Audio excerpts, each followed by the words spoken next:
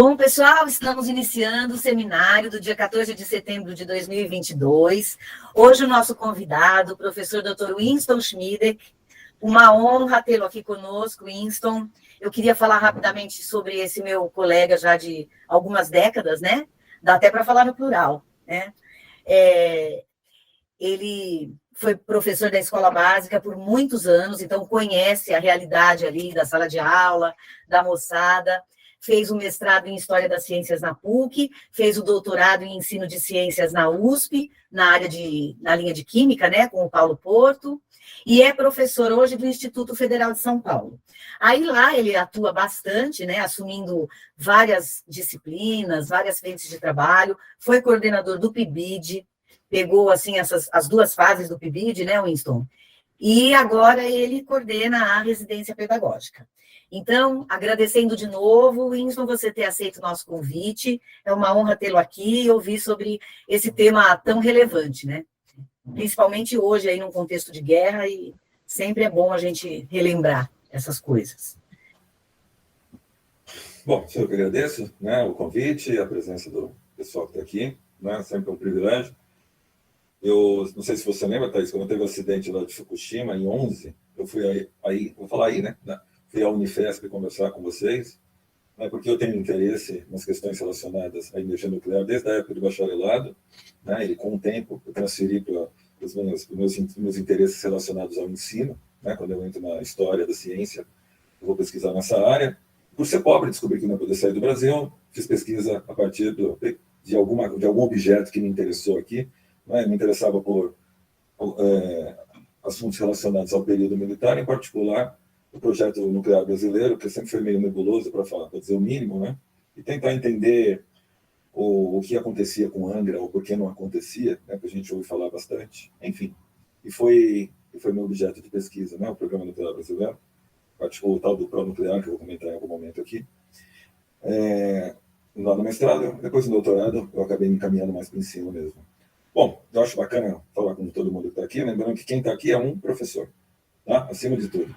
Eu faço pesquisa mais como efeito colateral, como interesse, assim, pessoal, né?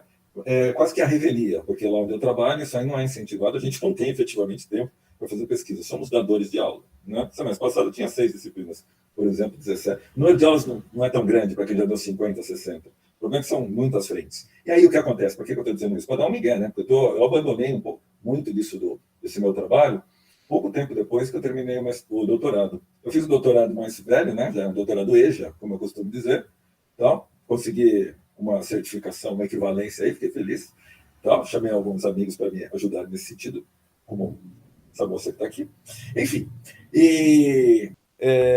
a gente vai tentar abordar um pouquinho das controvérsias relacionadas ao programa nuclear brasileiro, né? E, em particular, lembrando que quem está falando aqui é um professor, eu conheci isso várias vezes, professor muito de escola básica, né? Possibilidades de a gente conseguir, de a gente levar para a sala de aula ou para algum contexto didático discussões surgidas nessa seara. Eu coloquei aqui, três grupos. No grupo 1, a ideia é falar de interlocuções e o contexto mundial, porque lembrando que a gente vai falar de matemática que não surge aqui no Brasil, né? Onde ela surge, como é que a gente pode falar da história da ciência, um pouquinho de questões sociocientíficas no ensino de ciências, pressupostos mínimos, né? Para poder abordar o histórico e depois falar de como chegam os primeiros reatores aqui no Brasil, né? Que vem aí numa esteira.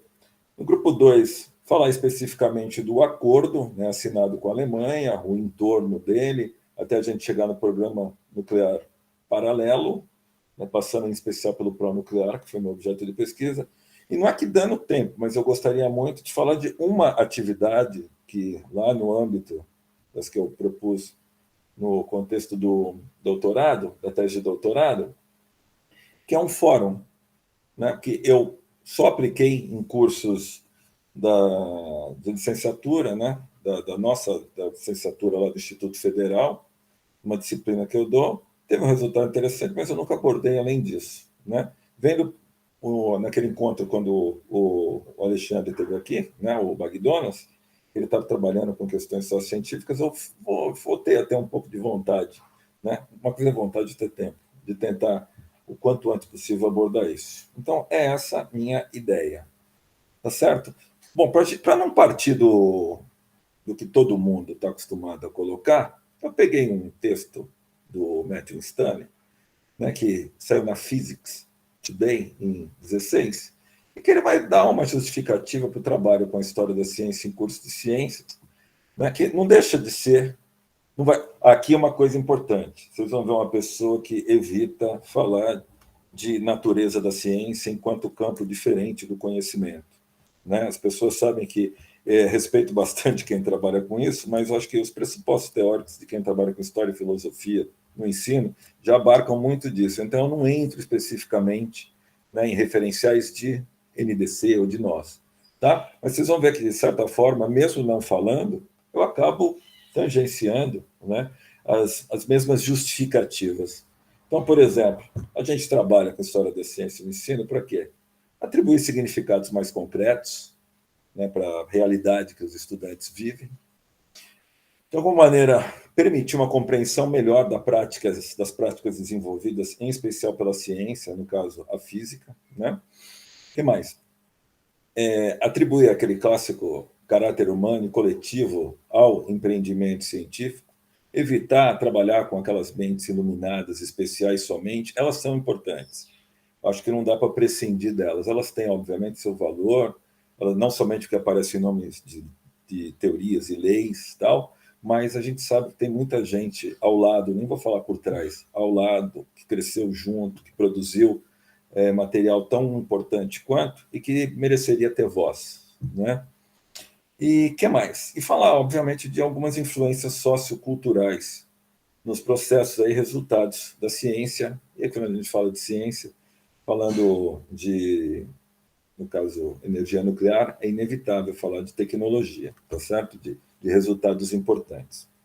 Bom, esse aqui é um referencial que eu uso, que também não tem nenhuma novidade no ensino, né?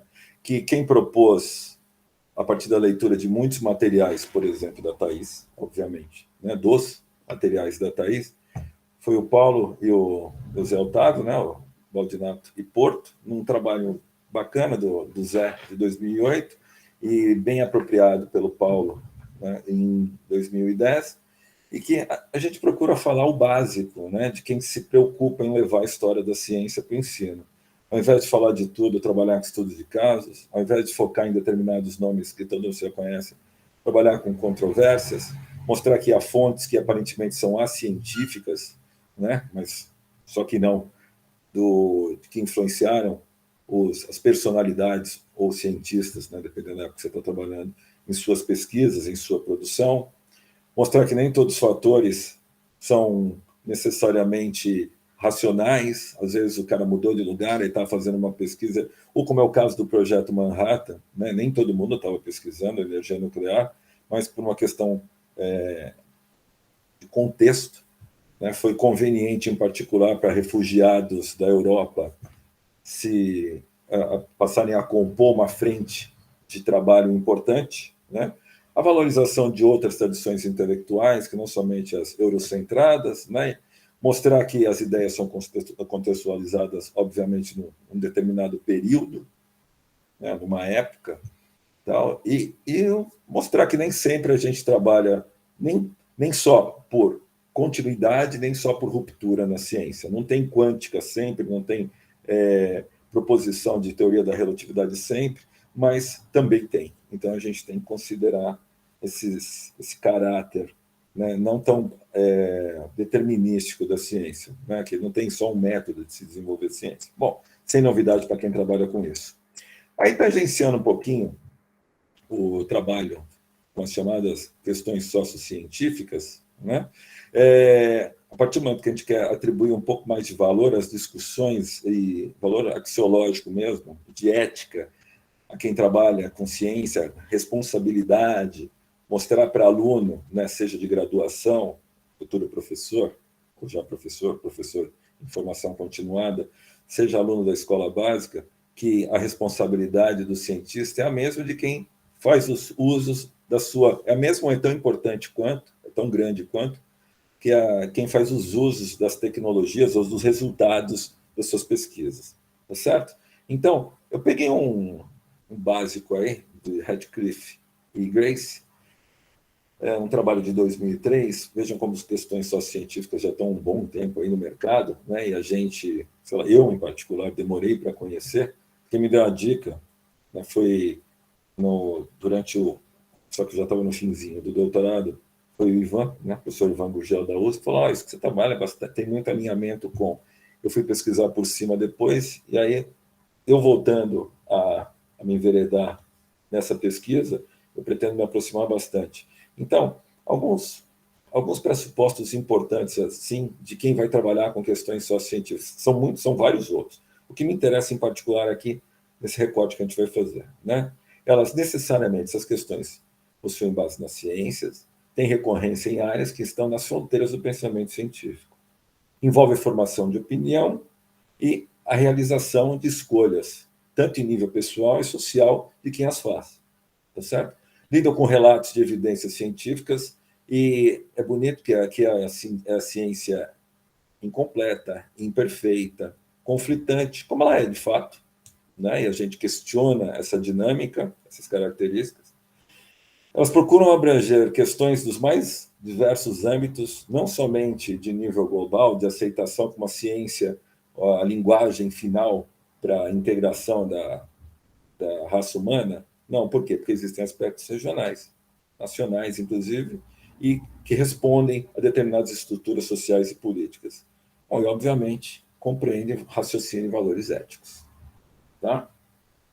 Falar de energia nuclear não tem como fugir disso.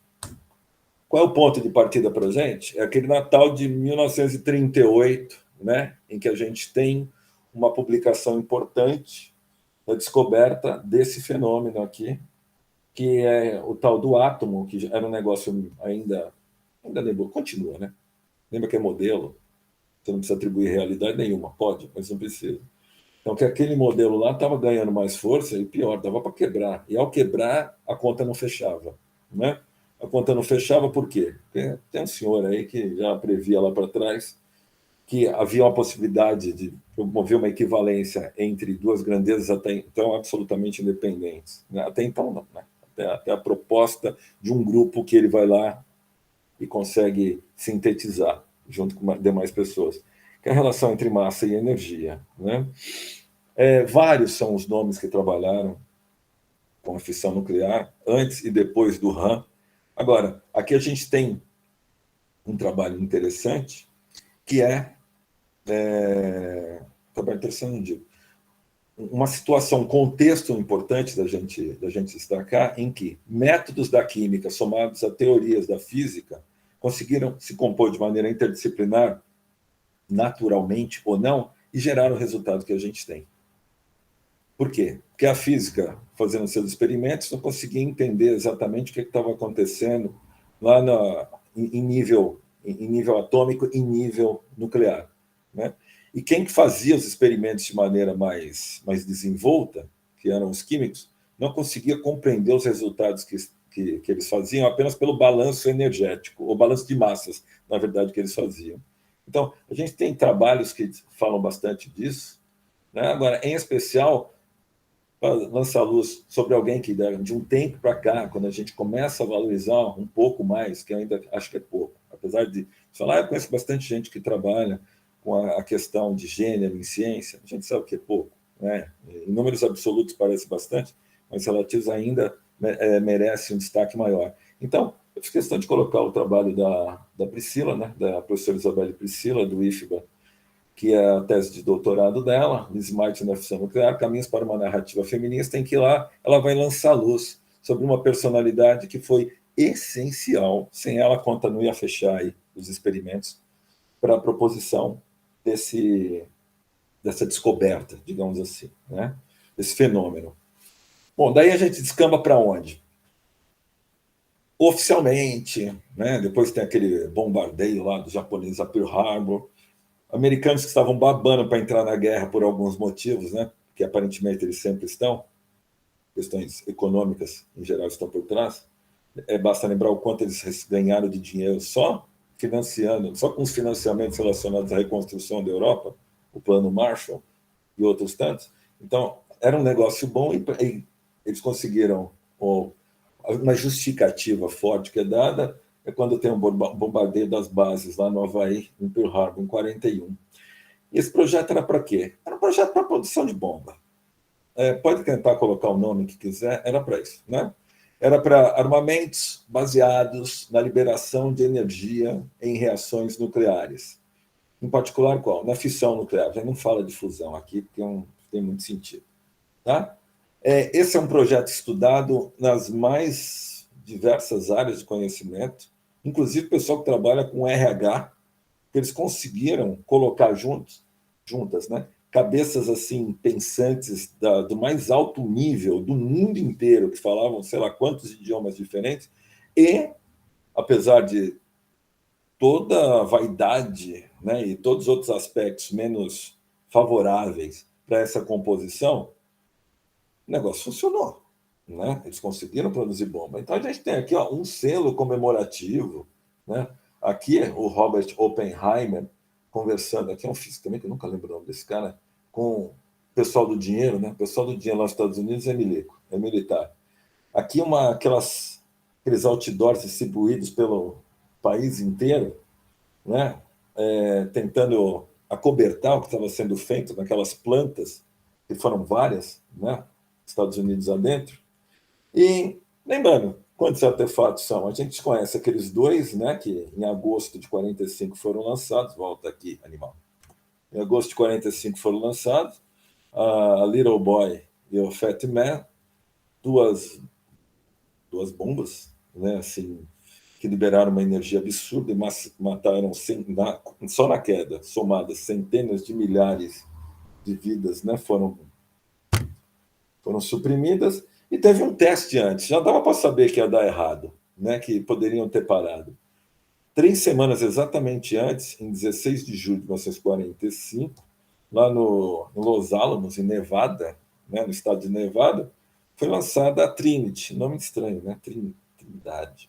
Foi lançada a Trinity, e já deu para perceber que o estrago seria grande. Tanto é que nessas 3 semanas tentam convencer os altos escalões, em especial o presidente, a não lançar os 2 outros artefatos construídos. Né? Por quê? Primeiro, já tinha uma guerra praticamente ganha, não faltava muito para o Japão se entregar, eles não tinham muito o que fazer. E segundo, porque dava para ver a devastação que seria produzida. Né? Não tem aí como... Ninguém pode alegar aí inocência. Aqui no fundo, não sei se dá para ver, uma figura extremamente controversa que participa desse episódio, e ela é essencial, é o americano Robert Oppenheimer, que não vive muito, vive 66, 67 anos, e ele passa a ser um pacifista após o lançamento das bombas. Ele vive em conflito muito forte com tudo que aconteceu. Ele é perseguido, né, pelo aquele comitê das causas anti-americanas, o marcatismo, né, e, enfim, perde posto, tanto de pesquisa quanto outros postos de trabalho, é tido como comunista, enfim, como vários outros lá, porque aquela questão, aquele lance lá de caça às bruxas. Mas ele tem uma fala muito interessante num programa, em 1965, ele está num programa de televisão tipo Roda Viva. Roda Viva, até antes, aquele ensaio, para quem conhece esse programa antigo da cultura. Ele está no centro, assim, e está acabado. Ninguém fala que ele tem 60 e poucos anos, né? Você vê que a vida deles, os 20 anos anteriores, né, foram muito complicados para ele. E aí tem uma pergunta para ele de qual foi a percepção dele, né? Ou quem está lá pergunta qual foi a percepção dele acerca do lançamento da primeira bomba, do primeiro teste da Trinity. E aí ele fala algo, o olhar dele, se vocês procurarem, vocês acham muito facilmente no YouTube, o olhar dele é desesperador. Ele fala alguma coisa do naipe. Sabíamos que o mundo não seria mais o mesmo. Algumas pessoas riram, algumas pessoas choraram, a maioria das pessoas permaneceram em silêncio. Lembrei-me do trecho da escritura hindu, o Bhagavad Gita. Vishnu está tentando convencer o príncipe que ele deveria fazer o seu dever e, para impressioná-lo, assume sua forma com múltiplos braços e diz: agora me tornei a morte a destruidora de mundos. Acho que todos nós pensamos isso de uma forma ou outra. Todas as pessoas que assistiram ao teste. Ou seja, dava para ver que o negócio não ia dar certo. Bom, ou ia dar certo por outras vias, para outros interesses, tá certo?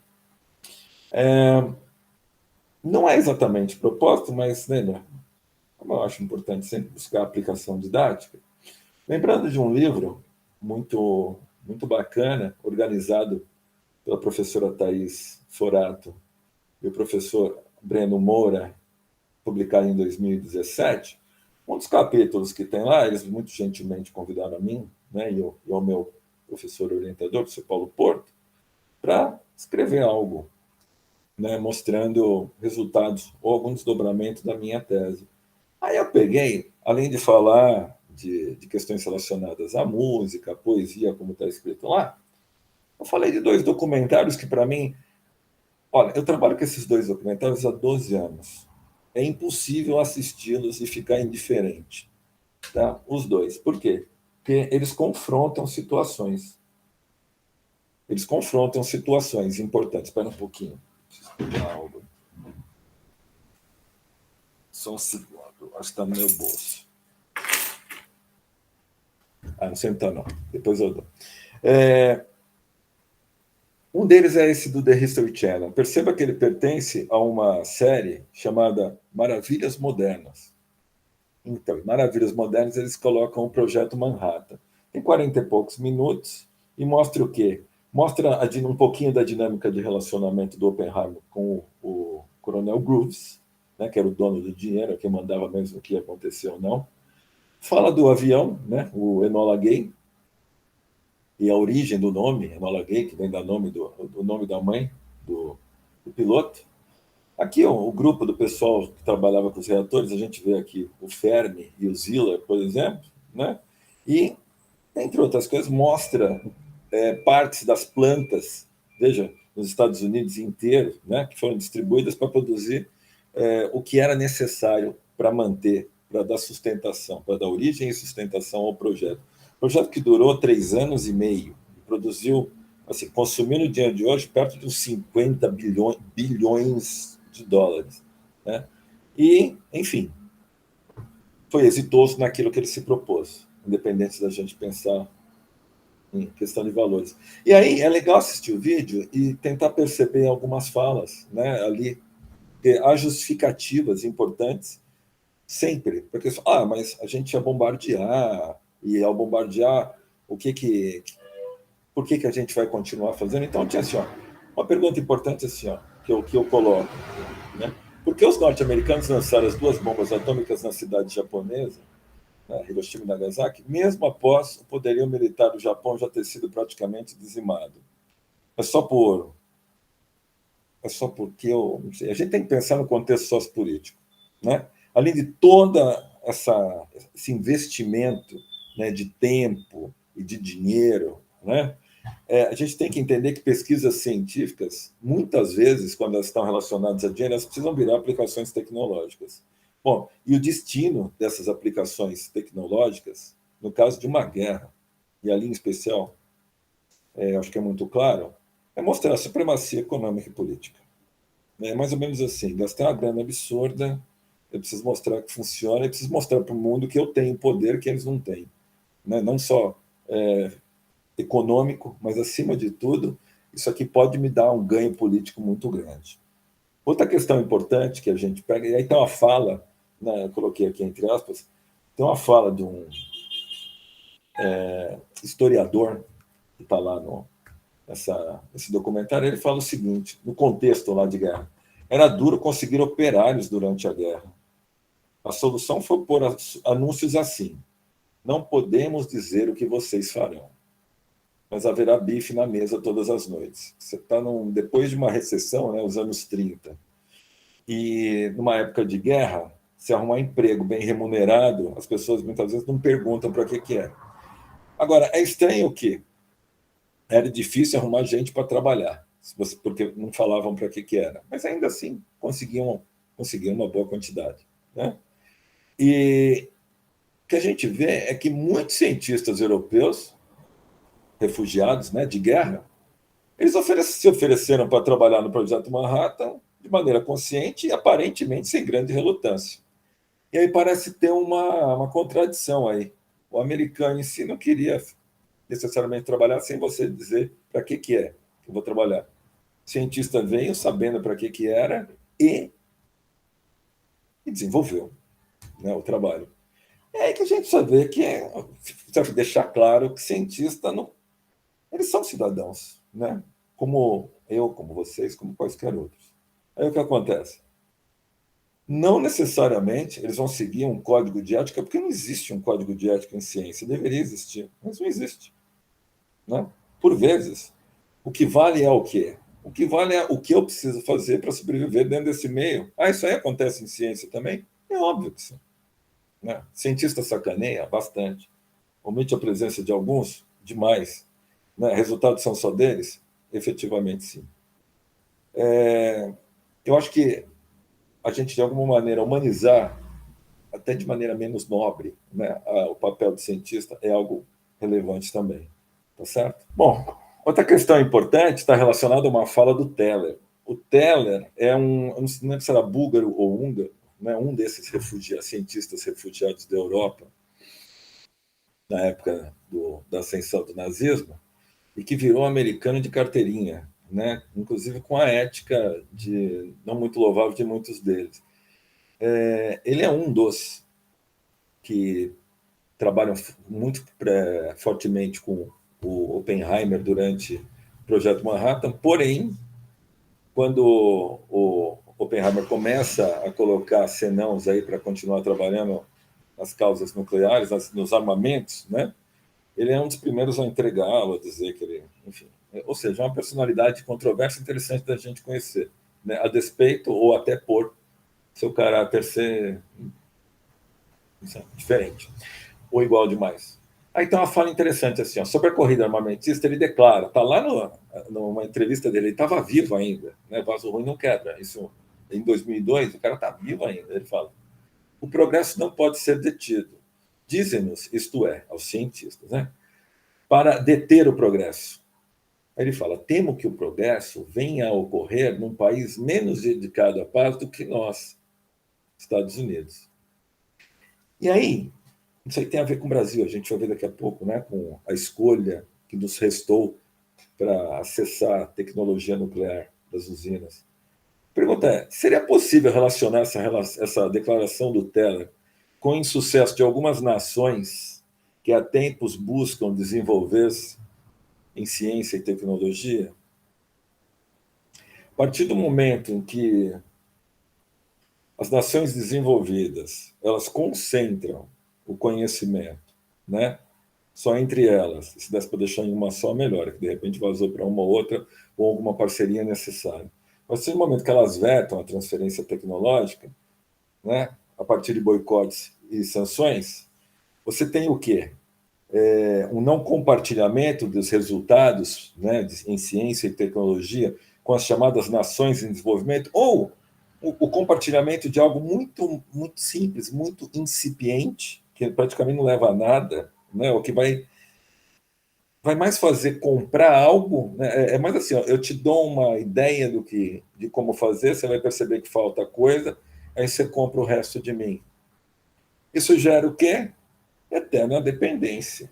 Né? E essa dependência faz com que, como aconteceu, por exemplo, aqui ficamos anos e anos e anos tentando negociar a base de Alcântara, né, para que nós mesmos lançássemos nossos foguetes com nossos satélites. Teve aquele acidente em 2003.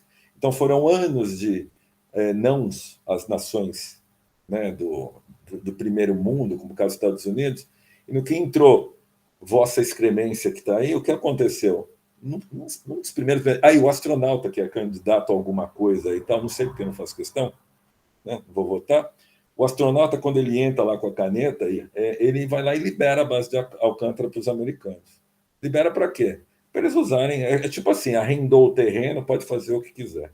Tá certo? E a gente vai continuar pagando por satélites caros, por uma tecnologia que poderia ter sido desenvolvida aqui. Tá? para fechar essa parte aqui, a primeira parte, então o que acontece? Tem um outro documentário que eu tinha comentado, que é esse outro, que é feito por um cinema, ele é um diretor nipo-americano, que se chama Luz Branca, Chuva Negra, a destruição de Hiroshima e Nagasaki. Ele é de 2007. Ele é difícil de assistir porque ele é muito pesado, mas ele é pesado não é porque ele fica mostrando só corpos dilacerados, não, é porque a discussão é densa, né? E a gente percebe que, além de mostrar os diversos sobreviventes, que, lá, né, que pelo menos em 2007 ainda estavam vivos, e muitos desses aparecem dando entrevistas para o documentário anterior, né? A gente vê outras falas, outras apropriações, ou da mesma fala, um outro encaminhamento. Caso, por exemplo, dessa senhora aqui, que ficou com a mão toda deformada após uma infinidade de cirurgias, né, que ela é abordada de uma maneira no documentário lá do The History Channel, e aqui é algo totalmente diferente. Essa aqui em especial, que é daquelas que perguntam por que eu sobrevivi? Tanta gente morreu, por que eu sobrevivi? Na qual, se a gente não acreditar em algo maior, quais são os desígnios? Né? Parece maldição, e não uma benesse no final das contas. Né? É o caso desse, esse aqui, eu sempre esqueço o nome, Kenji alguma coisa, que escreveu aquele mangá chamado Gen Pés Descalços, né? Gen Barefoot, que vai mostrar a dinâmica de sobrevivência de uma família que consegue, algumas pessoas ficam vivas e precisam reconstruir Hiroshima. Então, ele é muito interessante. E aqui tem colocações mais interessantes, né? Como dizer, mais humanas. Tem uma visão mais humana e real da ciência, né? De seus construtos. Então, por exemplo, uma pergunta que eu acho bacana fazer depois que a gente assiste esses dois, ou pelo menos esse aí, é: Estados Unidos é um país reconhecido por transformar conhecimentos adquiridos em contextos de guerra em aplicações tecnológicas para o uso civil. É comum a gente ver pessoas que defendem guerra, falam, não, mas de lá a gente sempre tem progresso, sempre tem uma conquista importante. Eu pergunto, porque precisa ter guerra, mas tudo bem. Bom, se a gente olhar para o Japão, a Constituição deles, que foi redigida sob influência, né, das forças norte-americanas, ela proíbe a existência de forças armadas e a produção de armas no território japonês. E ainda assim, o Japão é reconhecido como uma nação que sempre produziu, sempre trabalhou em altíssimo nível de desenvolvimento tecnológico, né? Principalmente com suas empresas, que é fácil, rapidinho, lembrar o nome de um monte agora. Tá? Inclusive, uma outra que se meteu com cinema, comprou metade de Nova York, né? Quer dizer, isso em 40, 50 anos. Parece ter um paradoxo aí, né? Então precisa ter guerra ou não precisa ter guerra? Aí a gente vai ter que entender que, como não existe uma única maneira da gente caminhar, né, em ciência e desenvolver os conhecimentos para gerar construtos tecnológicos, os contextos socioeconômicos, sociais, culturais, geográficos, eles fazem toda a diferença. Então, talvez uma nação como os Estados Unidos, ela dependa de guerra e vai depender a vida inteira. Tem mais de 50% do orçamento da União direcionado para as questões militares. Né? Outros países conseguem ter outros caminhos. É o caso do Japão. Então, o que a gente tem aqui, diferentes políticas de Estado voltadas ao investimento em educação, pesquisa em desenvolvimento social, geram diferentes resultados. Ou por vezes, podem gerar o mesmo resultado a partir de trajetórias aparentemente conflitantes ou paradoxalmente separadas, né? Apartadas. Tá certo? Essa pergunta eu acho importante, né? Por quê? Porque rola aí, eles mostram nesse documentário um reverendo japonês que está tentando levantar dinheiro para as vítimas das bombas, em especial para fazer o tratamento, né, das pessoas que sobreviveram. Ele vai a um programa de televisão. Lá no programa está quem? O copiloto do Enola Gay, certo? Esse Robert Lewis. E aí ele tem uma fala muito comovente no programa, que ele fala assim, ó, vim fazer uma doação em nome da equipe que participou daquela missão de minha empresa e de minha adorável família. É muito bonito, né? Ele vai lá, tira um chequinho e tal. Em nome da equipe, em nome da empresa, em nome da adorável família. Né? A família sempre em primeiro lugar, é uma família americana, afinal de contas. Bom, aí eu fui pesquisar, falei, que empresa é essa? A empresa é uma tal de Henry Hyde. Nunca tinha ouvido falar, descobri que ela existe até hoje. Ela faz bala, chiclete, é isso. E aí eu achei estranho, né? Falei, mas um herói de guerra foi trabalhar vendendo bala, foi trabalhar numa empresa tal. Aí a pergunta é, assim como eles, vários outros que voltaram, né, foram trabalhar em empresas. A pergunta é, o que teria levado esses e tantos outros heróis norte-americanos a trabalhar na iniciativa privada ao final da Segunda Grande Guerra? E aí que a gente tem que lembrar o seguinte, né? E aí fica uma dica, né, como está aí. Esse fato aí ele gerou umas consequências muito importantes e diretas no modo de participação da sociedade no mercado de trabalho americano. Por quê? Olha por quê. O número varia um pouco, dependendo da fonte, mas algo em torno de 16 milhões de americanos serviram no contexto da Segunda Grande Guerra. Bom, a maioria esmagadora, vocês devem imaginar, são homens. Aí a pergunta é, esse monte de homem indo embora, quem ficou tocando as fábricas? O serviço pesado, enfim. Quem será? Difícil imaginar, né? Mais ou menos. Não é tão difícil imaginar.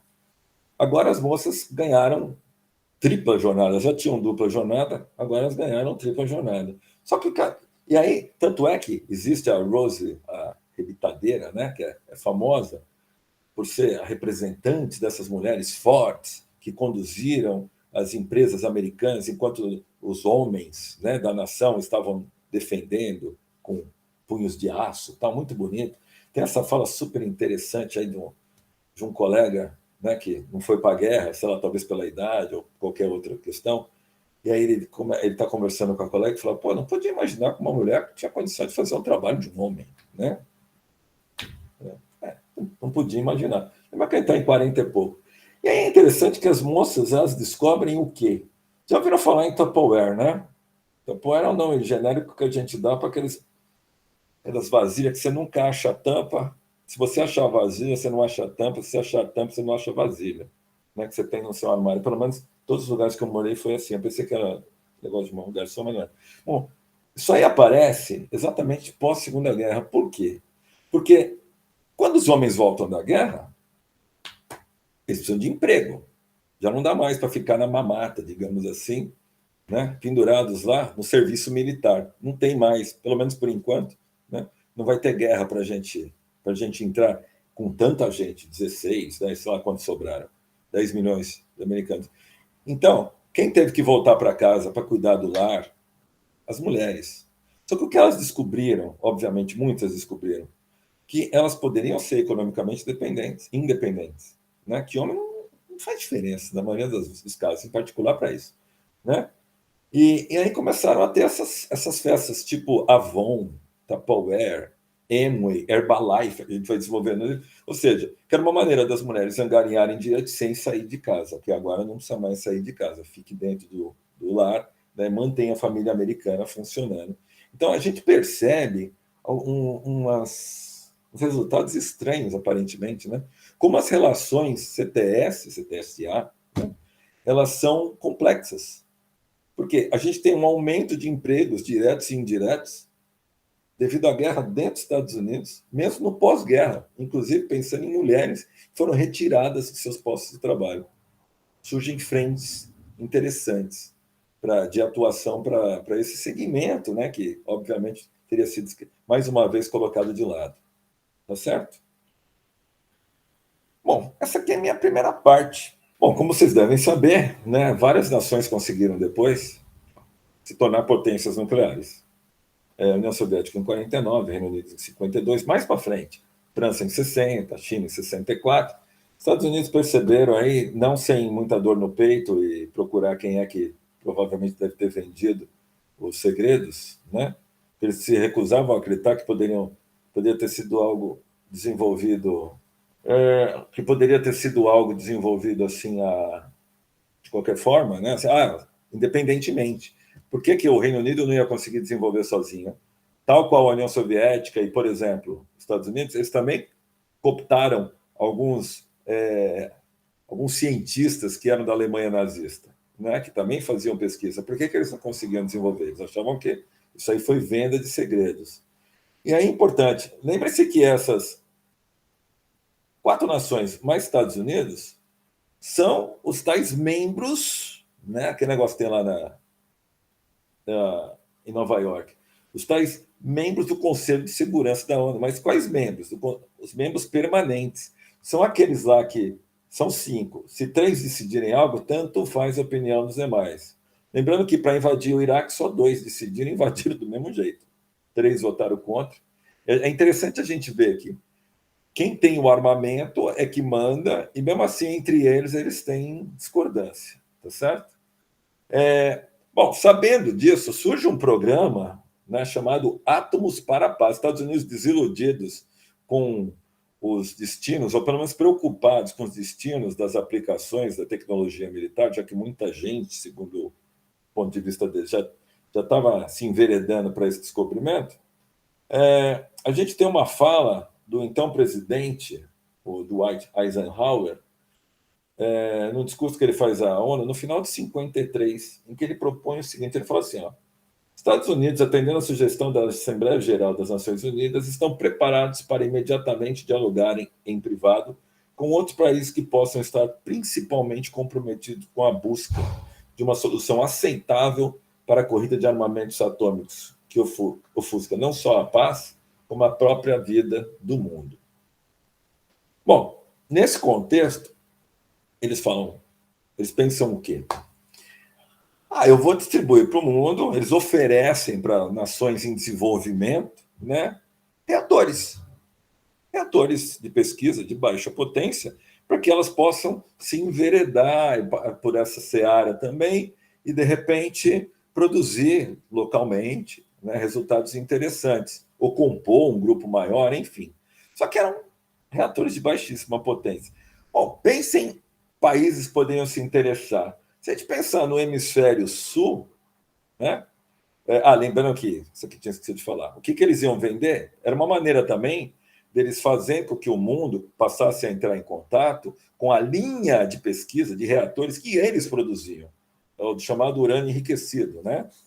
Aquele que você pega o urânio que tem na natureza, que é a amostra, se você pegar a natural, vai ter 99,3 então 0,3 mais ou menos de urânio não físsil, quer dizer, não presta para nada em termos de reator, né, de produzir energia nuclear, e só 0,7 do 235, que é físsil, que além de dar para quebrar, a liberação de energia em cadeia ela é interessante, né, e absolutamente vantajosa.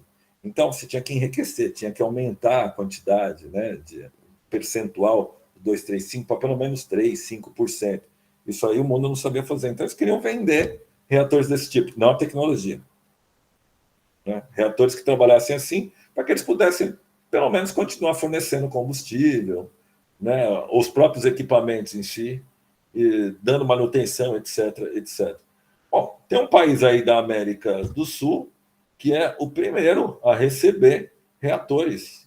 Ele recebe efetivamente, rápido, digamos assim, lá antes, ele é inaugurado em 58, mas ele é fornecido antes.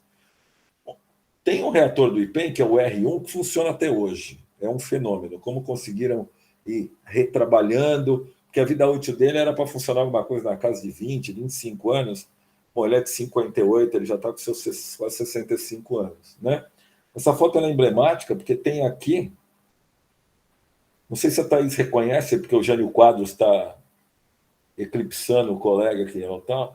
Você tem aqui o governador do estado na época, Jânio Quadros, o presidente da nação, na época, Juscelino Kubitschek, e lá atrás, o presidente da Comissão Nacional de Energia Nuclear, que é o professor Marcelo Damy. Era, né? O professor Marcelo Damy.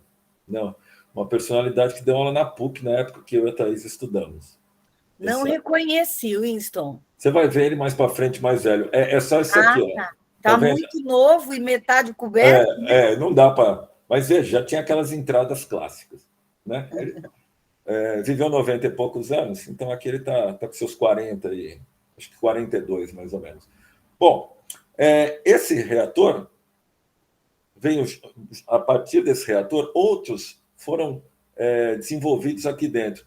Veio mais um com peças do exterior, né? Totalmente de fora, é o que tem lá na CDTN, lá do Centro de Desenvolvimento de Tecnologia Nuclear, que fica anexo à Federal de Minas Gerais, e tem o Argonauta, que fica no Instituto de Engenharia Nuclear, que é anexo ao FRJ. Esse aqui já tem muito mais peça, né? Vejam que 7 anos se passaram, né? Do R1 para cá. Tem muito mais peças desenvolvidas aqui no país. Mas são reatores de baixa potência e que trabalham todos com urânio enriquecido. E é uma pena, porque lá em Minas também é uma linha de pesquisa interessante, para quem tem interesse nessa área, tinha o chamado grupo do tório, né, que queria trabalhar com água pesada e urânio natural, e daria para desenvolver. Se eu não me engano, os reatores, os primeiros que foram para a Argentina, das usinas de Atucha, né, eles são com água pesada, água adulterada. E era uma linha que a gente está tentando desenvolver com tório, um minério que o país tem com certa abundância, né? Mas ao chegar essa tecnologia, as pesquisas desse grupo foram interrompidas poucos anos depois. Vocês veem que é tudo de caso pensado, mesmo, as coisas funcionam. Bom, aí passa-se o tempo, né? Passa-se bastante tempo. Você tem um ano aí que é emblemático na história. Não, existem vários, mas esse daí eu acho que ele é. Inclusive, o ano que não terminou é o título, né? 1968, o ano que não terminou, é o título de um livro do Zuenir Ventura. Aconteceu muita coisa no mundo, né? De grande impacto.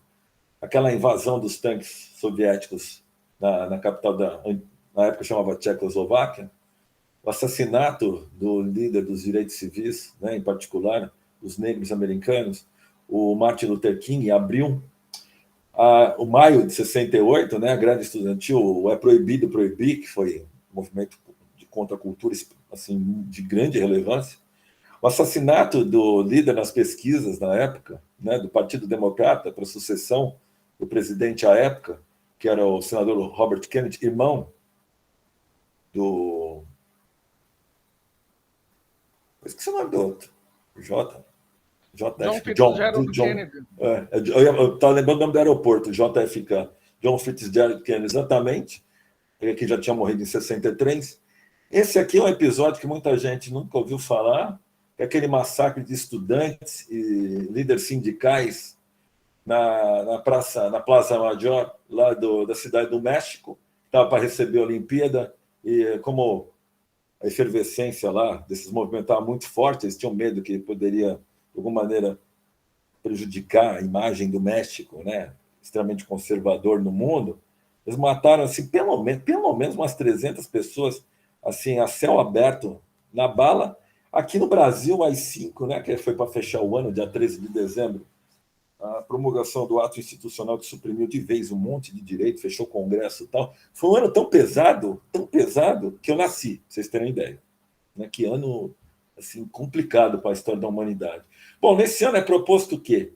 Pelas nações, né, que dominavam a tecnologia nuclear, os armamentos, acima de tudo, chamado Tratado de Não Proliferação de Armas Nucleares. Isso é o quê?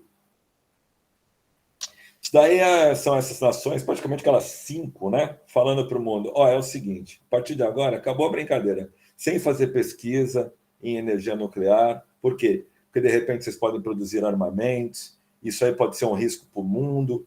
Só que aí deveria vir a pergunta: mas espera aí, vocês têm, por que a gente não pode ter?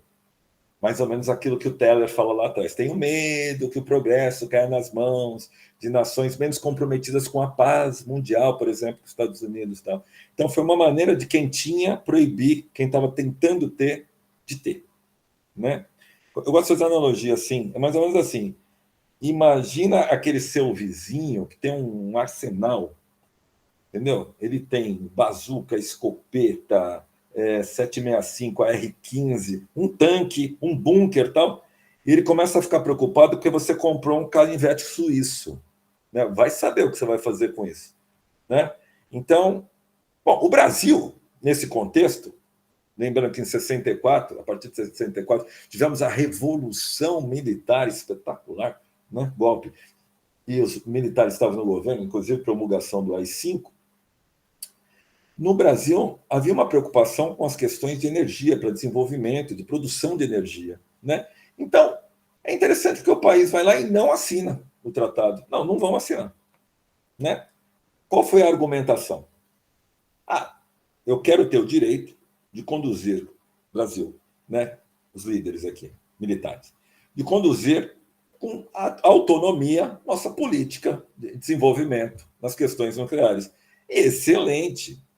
Vocês terem ideia, isso foi em 68, só 30 anos depois, já no governo do Fernando Henrique Cardoso, é que o Brasil vai assinar, né? Vai entrar para esse tratado. Por quê? Porque depois já tem desenvolvido bastante coisa. Só que o que não é estranho, né? Se você parar para pensar, mas parece estranho ou contraditório, é que o Brasil opta pela linha de urânio enriquecido, aquela mesma que era vendida pelos Estados Unidos. Tanto é que, no final de 68, começo de 69, é lançado uma licitação para a compra de uma usina nuclear, tentando, a princípio, transferência de tecnologia. 8 países entram, 8 empresas ou 8 países, não me lembro. Eu acho que era um de cada país, até da Suécia, entram para vender para a gente usinas. Né? Tinha de mais diversos tipos. O Brasil compra a linha do urânio enriquecido, compra da Westinghouse. Só que qual é o problema? Ela era aquele esquema tipo máquina de lavar roupa. Você compra, põe em casa, não sabe como funciona. Só funciona apertar botão, mexer nos programinhas que te ensinaram, ler manual. Se der problema, você chama quem te vendeu. Se estiver dentro da garantia ali, se não tiver, você paga pelas visitas. Se acabar alguma coisa, né, alguma peça, você compra deles. Tal. Então, o Brasil compra. É a usina que a gente tem funcionando desde 82, aqui mesmo, né, no estado do Rio de Janeiro, lá em Angra dos Reis. Essa que tem a torre, né, cilíndrica, e ela é uma caixa preta.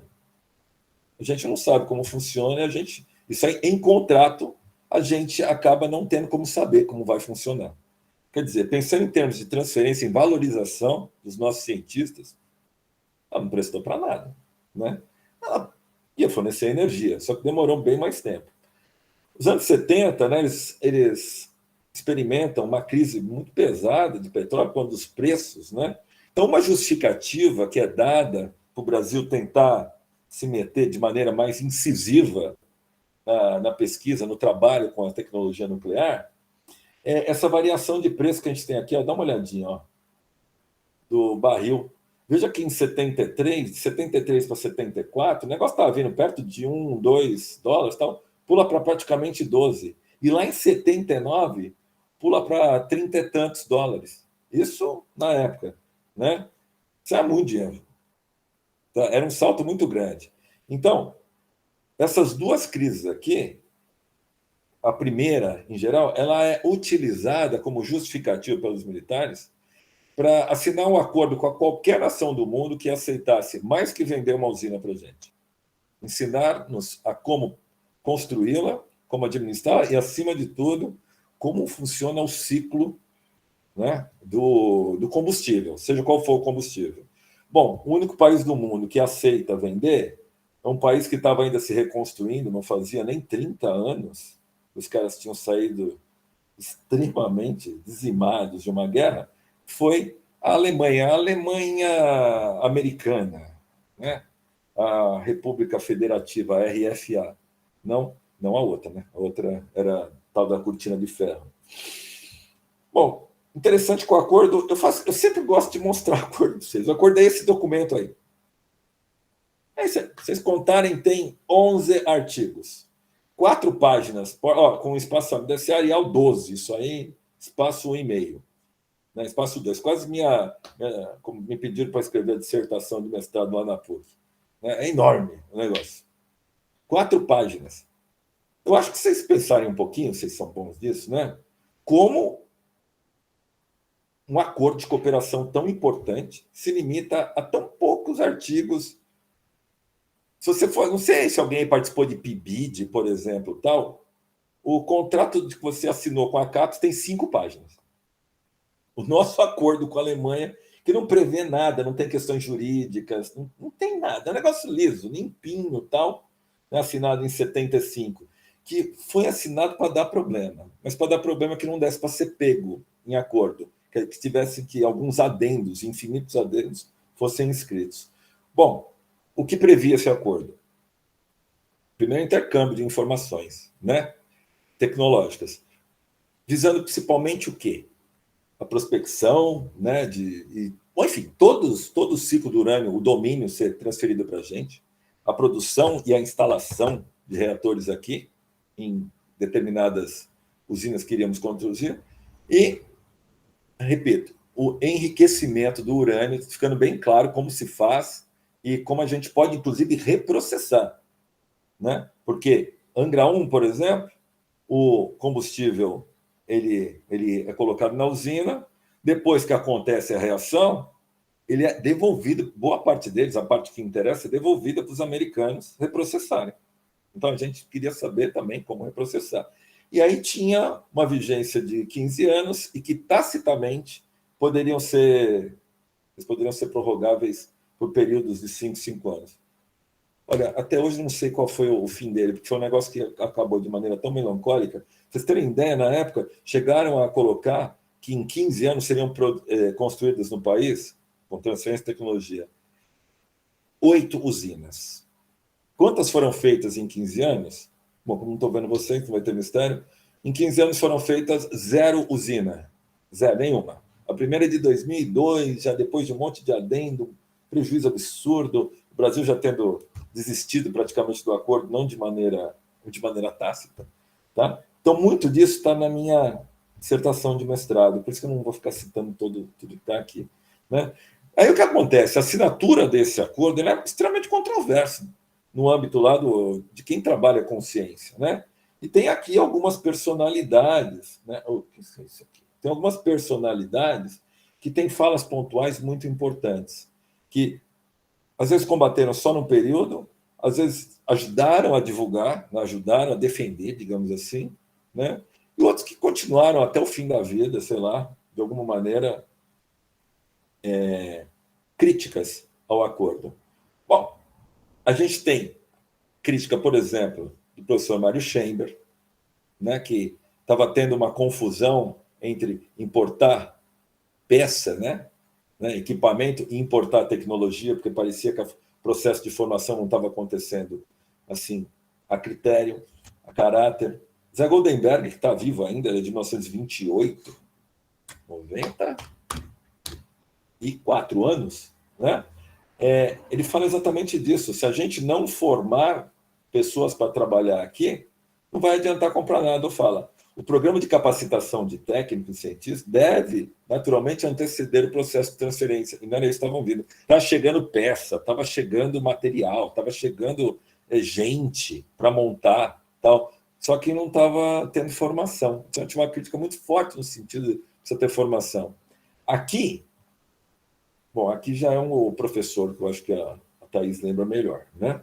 Já é Sim, professor. Agora está bem reconhecível. Né? Já é o professor Marcelo Dami, que já tinha sido aposentado compulsoriamente de tudo, da USP, da CENEM e tal, e encontrou, digamos assim, guarida, né? Na PUC de São Paulo. A gente teve a oportunidade de conhecê-lo. Né?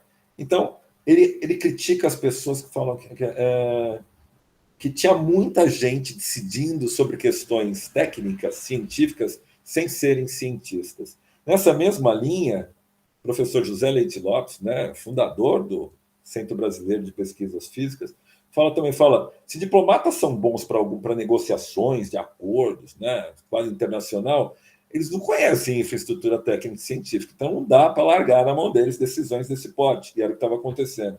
O professor Luiz Pinguelli Rosa, falecido agora, no começo do ano, acho que em abril, um negócio assim, né, ele criticava fortemente que era uma perda de dinheiro absurda, né, que não valia a pena porque dos 8 saiu só um, e mesmo assim, fora do contexto, né? Isso ele já fazendo uma leitura a posteriori, mas na época, eu vou falar de uma crítica que ele faz daqui a pouquinho, né? Mas é interessante que ele é crítico, né? Mas lá na frente, quando ele foi chamado no primeiro governo Lula, logo na entrada, para ser o primeiro presidente do governo, né, Lula, da eletronuclear, ele aceitou. Enfim, professor Menezes, da USP, né, está com seus 79 anos, eu gosto que eu entrego a ideia de todo mundo. A preocupação dele era um negócio um pouquinho menesiano, mas que, como a gente estava num país afundado, né, nas questões aí da ditadura militar, preocupada com, de repente, a gente vai trazer para cá tecnologia que pode produzir armamento. Não é algo perigoso? Bom, eles querem, inclusive, uma obra nesse sentido. Compensação, havia discordância, porque tinha gente que não queria... Aqui saiu, desculpa, da diagramação. Tinha gente que não queria de forma nenhuma que a gente se metesse nessa empreitada. Era o caso do Pinguelli. Por quê? Porque ele dizia que o potencial, nosso potencial hídrico, né, de trabalhar com energia hidrelétrica, usinas hidrelétricas, tinha sido subavaliado.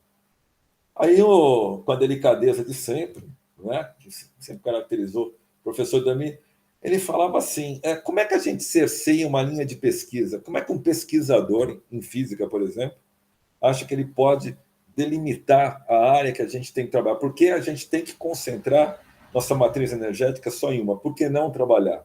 Ou seja, o Dami não era crítico, muito pelo contrário, né? Ele era da CNEM, a se trazer usinas para cá. A crítica dele era a forma. O Pinguelli era crítico às usinas. Não era para ter usina, não era para ter pesquisa nessa área aqui, né? O que é algo, no mínimo, que vale a pena discutir. Bom, esse aqui tem muita fala, eu vou colocar o básico. Esse aqui é um químico, se não me engano, está vivo ainda, o professor Zé Israel Vargas, ligado é professor emérito da UFMG, né? E que ele ocupou cargo no governo. E ele ajudou a defender, lá nos anos 80, na Nova República, quando a gente está na redemocratização, né? E vão tentar julgar as questões relacionadas ao acordo, ele é um defensor de que deveria continuar, porque, como ele fala, achei e continuo achando o programa nuclear um instrumento de modernização do país. Eu julgava que o acordo tinha lados positivos. Tá certo? E tem essa personalidade aqui que é importante todo mundo saber que existe. Eu tive a oportunidade de entrevistar pessoalmente de 1938, né? Quando eu fui escrever minha dissertação, que é o professor Rex Nazaré Alves. O que ele fala? Ele foi o braço, digamos assim, dos cientistas que deu apoio ao desenvolvimento do programa nuclear paralelo. Então ele fala, eu não fui ouvido. Né? Eu não fui ouvido. E não tem problema que não foi ouvido. Eu achava que o acordo era importante. Formou um monte de gente, né? Como ele fala assim. Fala até em que contexto. Ele fala, o Geisel pergunta para ele, mas vocês conseguem produzir alguma coisa? Ele vai lá e leva uma quantidade de hexafluoreto de urânio, né? E aí, isso aí, ele gosta de falar, ele é chamado de o pai da bomba, né? Que o país supostamente nunca desenvolveu. Então, esse aí pode procurar, que até hoje ele está ligado em algum... Quando eu entrevistei, ele estava no IME, por exemplo, fazendo não sei o quê, no Instituto Militar de Engenharia. Tá? Bom, com tanta crítica, precisava formar gente, só surgiu o pró-nuclear, que é o meu objeto efetivo de pesquisa lá no mestrado. Tá? Que é o tal do programa de formação de pessoas, recursos humanos para a área nuclear. E aí é proposto para desenvolver o quê? Para criar cursos de mestrado e doutorado no país relacionados às questões da energia nuclear. Veja, não só engenheiros, não só físicos. Você precisa de gente que, por exemplo, construa prédios adequados para essa tecnologia. Então, engenharia civil, você precisa de gente que saiba prospectar, né, tanto terra quanto solo, para ver se ali dá para construir algo. Você precisa de geógrafos e geólogos, enfim. Precisaria, inclusive, de gente para trabalhar na área de direito nuclear, né? Se o Brasil tivesse que se defender de algo. Então, são criados cursos de especialização também e aperfeiçoamento, né, que eram fornecidos pela empresa, a eletronuclear chamava Nuclearbras antes. mudaram currículos de algumas disciplinas de faculdades que já existiam, ofereceram cursos para tecnólogos, criaram, inclusive, cursos técnicos, cursos de ensino médio, né, e treinaram gente, mandaram gente para o exterior para fazer pós, né, seja um mestrado no exterior, ou um doutorado, e voltar para trabalhar. O problema é que essas pessoas voltavam e não tinham usina. Né? Então, o Pronuclear trabalhou em todas essas frentes aqui de formação. Tá certo? Garantia de qualidade, engenharia das centrais, as questões relacionadas ao combustível, inclusive o tratamento de rejeitos, etc, etc.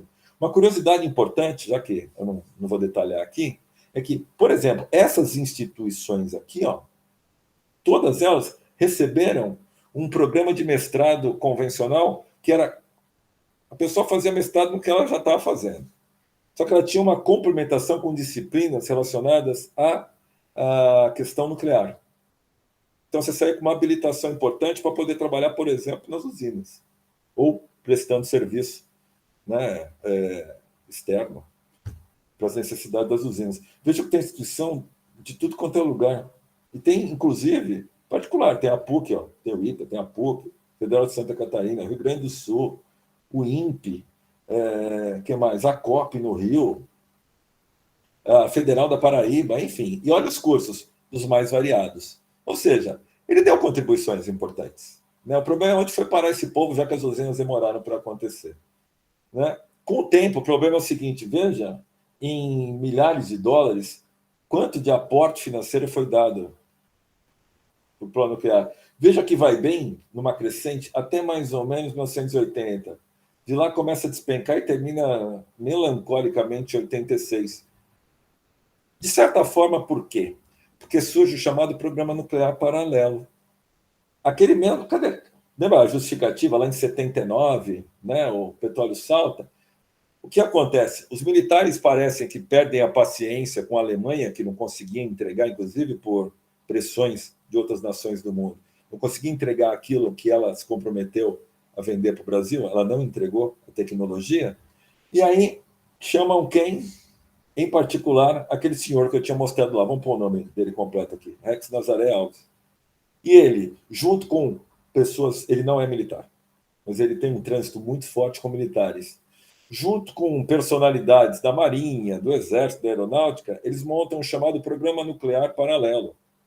E aí, de alguma maneira que a gente não sabe bem até hoje, desviando dinheiro, obviamente, desviando muito dinheiro, existe um trabalho chamado Sofismas Nucleares, do Tarso, esqueci o nome dele, posso falar depois, que fala exatamente das contas delta, para onde o dinheiro ia e tal, que leva a quê?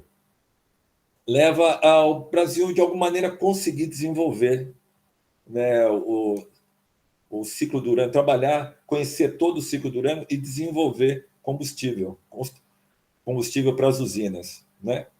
E aí o que acontece? Esse cara aqui, por exemplo, foi preso há 6 anos, era para estar preso até hoje, né? Porque esse aqui é o garoto propaganda do tal do submarino nuclear que nunca saiu.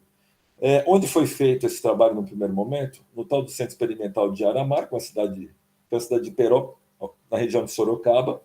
Lá é um centro da Marinha, o mar aqui é de Marinha, e lá que as nossas ultracentrífugas ficaram por muito tempo, não sei se estão lá até hoje, devem ter sido levados para Resende, depois que conseguiram desenvolver. Veja que aqui você tem a apresentação do ciclo inteiro, né, desde a prospecção, mineração, beneficiamento, transformar em gás para poder centrifugar, enriquecer, fazer pastilha, enfim. E aí vai, ou para usina ou para submarino. Submarino existe ainda, esquece. A gente está há 30 e poucos anos esperando, né, e gastando dinheiro. Lá no IPEM. Aquela ideia, né, para onde vai. Veja que isso aí é mostrado no site da Marinha. Você achava pelo menos isso lá até 2010, 2012, estava lá no site da Marinha essa propaganda. Tá? Então, o programa nuclear paralelo, você tem quem defenda o programa nuclear paralelo, por quê? Porque ele ajudou também a concluir a formação de muita gente, né, e materiais que trabalham na área de nuclear. Não dá para negar, foi um dos responsáveis pelo domínio de maneira escusa do ciclo do combustível. Geração de energia, a gente comprava, a gente passou a desenvolver, né, com combustível. Esses radioisótopos e fármacos podem ser usados, a gente aprendeu a fazer, podem ser usados, por exemplo, no tratamento de doenças ou em exames e tal. Ajudou a fortalecer as empresas nacionais, teve um arrasto tecnológico importante, e veja que isso daqui, quem é que está fazendo a apresentação? É esse rapaz aqui de sobrenome Ruivo, que apresenta o trabalho em 2007, uma monografia dentro da Escola de Guerra Naval. Você vê que lá dentro deve ser uma temática de maneira um pouco blindada, tal, que é trabalhada. Tá? Fechando essa parte, talvez a geral, acho que já está bom. Não sei se o fórum deixa para outro dia. Tem essa fala muito interessante do professor Luiz Carlos Menezes, no livro dele de Angra a Aramar. Ele fala assim, ó, a derrota do programa nuclear oficial era, ao mesmo tempo, uma vitória do programa nuclear paralelo, com os diversos indícios de tanto dinheiro ter sido desviado daqui para lá. E, logicamente, eles não foram, né, no caminho, o desvio, sei lá. Isso nunca foi apurado, tá? Lembra que em 79 tivemos a anistia ao pessoal de fora, né? Então, anistiaram também todos os crimes, digamos assim, relacionados ao período do regime militar. Tá certo? Bom, vou dar um ESC aqui para ver vocês. Isso era o principal que eu tinha para falar.